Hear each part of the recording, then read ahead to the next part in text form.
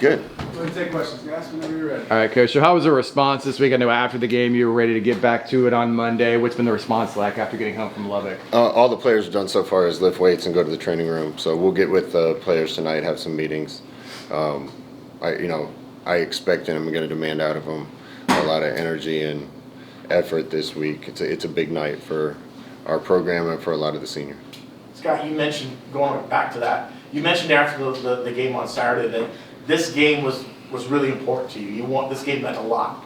Can you kind of elaborate why this game is as important for you this week? Well, there's a lot of seniors that I've only spent about 10 months with, but are great kids and are doing things the right way. This is going to be their last chance to play. It's our whole team's, as this team's last chance to play a home game together.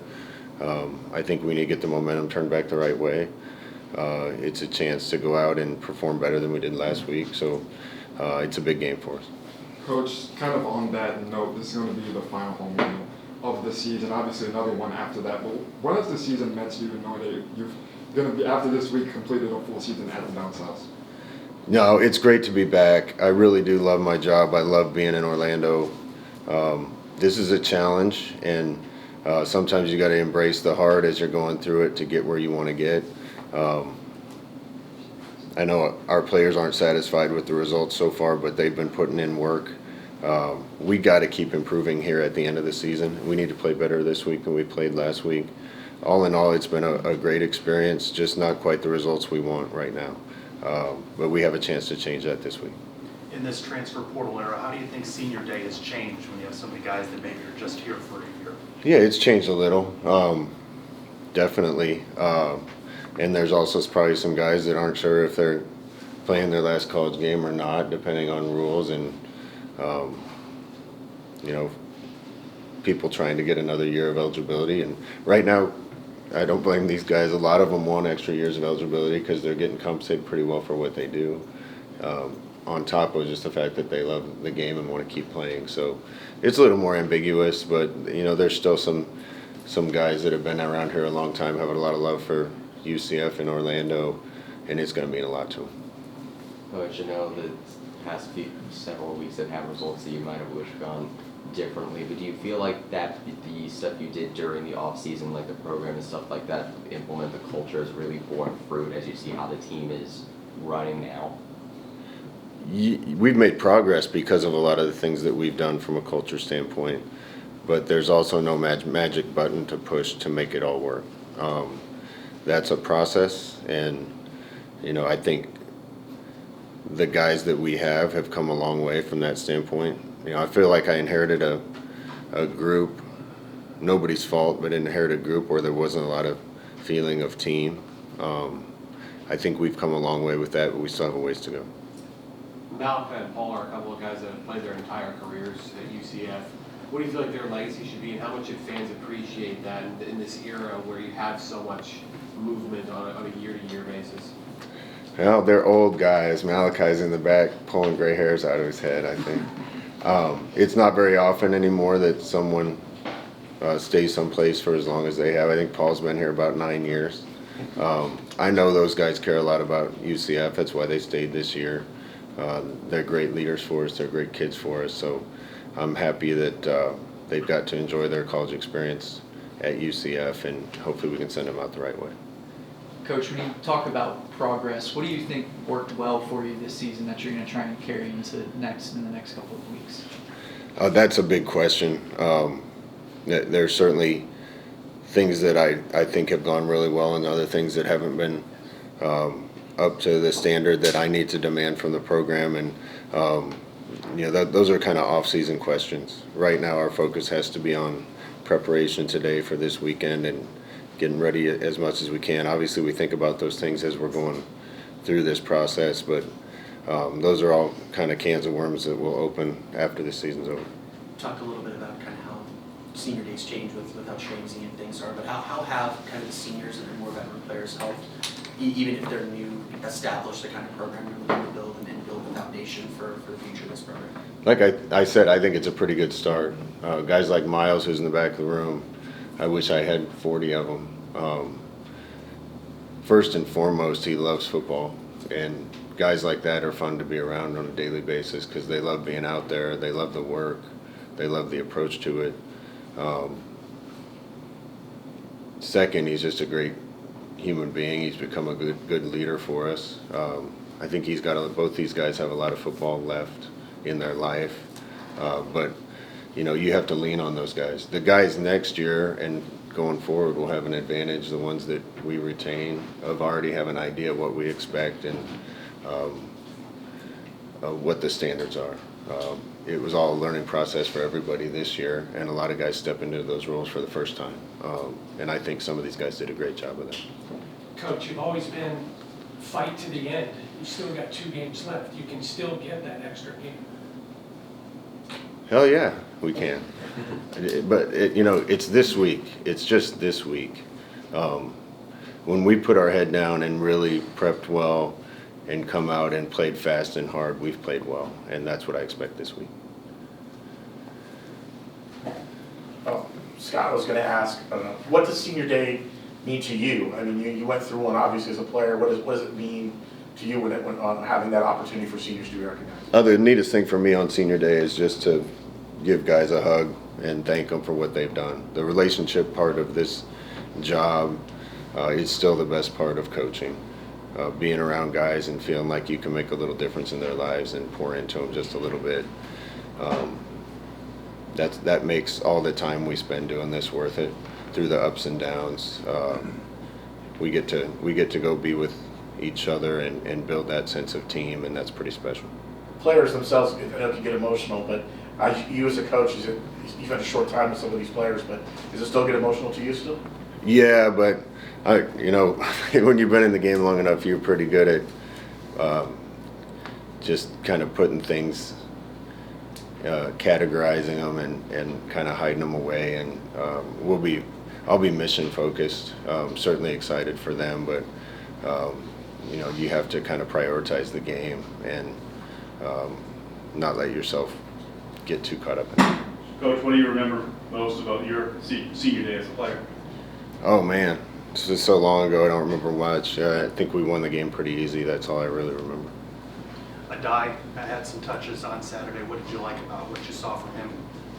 Yeah, obviously there's several positions like that. Like I said after the game that we were expecting AG probably to be our number 5 going into the season, and he's found himself the number 2. I thought he had one really good run. Thought he did well with the opportunities that he had. He's still learning too and young, but certainly glad we have him, and he's going to be a key part of this going forward. Coach, it's been a difficult season for Oklahoma State with the early coaching change. They hung around, this past weekend against Kansas State. Just kind of what's your evaluation been as you've gotten an early look at the Cowboys? One thing I give them a lot of credit for is you don't see a team that's given up. They played a good Kansas State team last week and fought them right to the end, a 14-6 game. So even with a coaching change, the guys that have taken over that program are obviously doing a good job with the morale. You see a bunch of guys playing hard, and it showed up last week with a tight game with a good team. 3 years in the game, did you have any interactions with Mike Gundy along the way? Yeah, I know Mike a little bit, not really well. I certainly respect what he accomplished there. That's an awfully good run to be in one place as long as he was, and it's not very often in this business that you get to go out on your own terms and things end well, and you're lucky if you're one of those guys. But over time, I hope everybody looks back on his career and the success he has, and see what a good run he had at Oklahoma State, and I think that's how history will remember it.